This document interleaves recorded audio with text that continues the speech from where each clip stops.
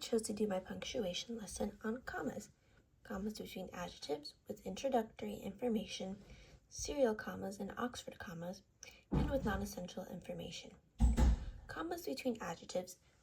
When to use. When the adjectives are coordinate, meaning they each describe the noun on their own. And here's how you can tell. You can switch the adjectives and the sentence still sounds right. You can put and between them and it still works. Here's an example.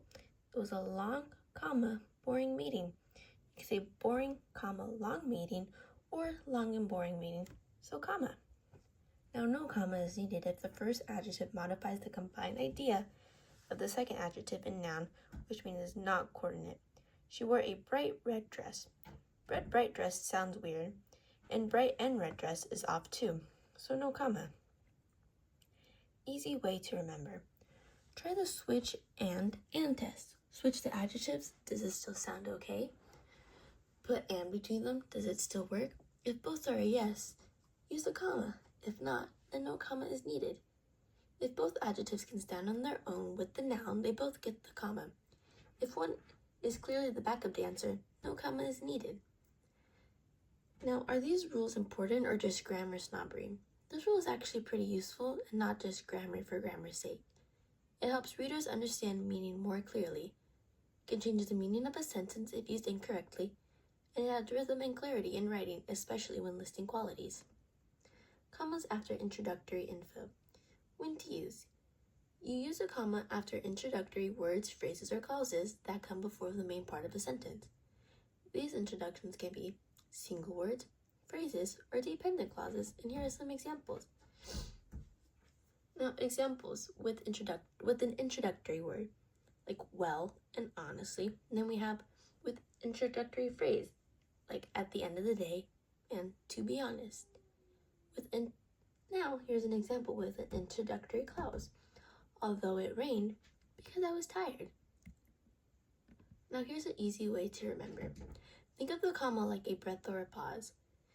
If something comes before the real subject and verb, and you naturally pause there when reading aloud, you probably need a comma.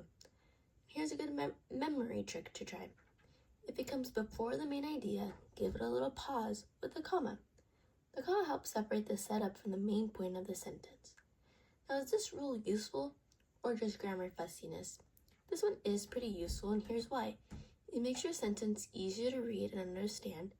It avoids confusion, especially with longer intros, and it shows where the intro stops and the main idea starts. Without the comma, readers might stumble or misread the sentence, so while some commas are up for debate, this rule has a real purpose. What is a serial Oxford comma? A serial comma is the comma placed before the final and, or in a list of 3 or more things. Here's an example with the Oxford comma about apples, oranges, and bananas. As you can see, the comma is after oranges. Without the Oxford comma, there's no comma after oranges. Now, both are grammatically correct. The Oxford comma is optional, but it can help avoid confusion. Here are some other examples listed to the right. Here's an easy way to remember. Think one extra comma for clarity. If you're listing 3 or more things, just drop a comma. Before the final and, or, it's like making sure each item gets its own spotlight. Is the Oxford comma important or just grammar snobbery? This one depends on who you ask, but here's why it's useful.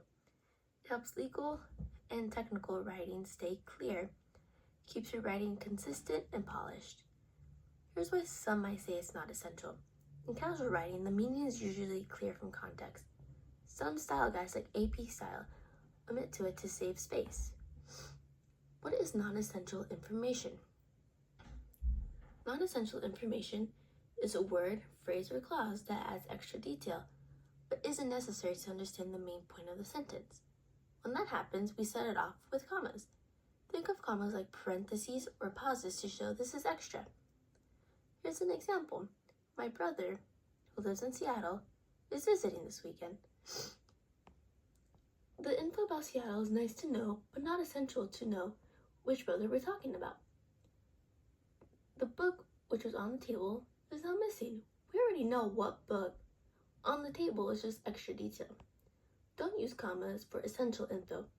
People who eat vegetables are healthier. Who eats vegetables is essential. We're talking specifically about those people.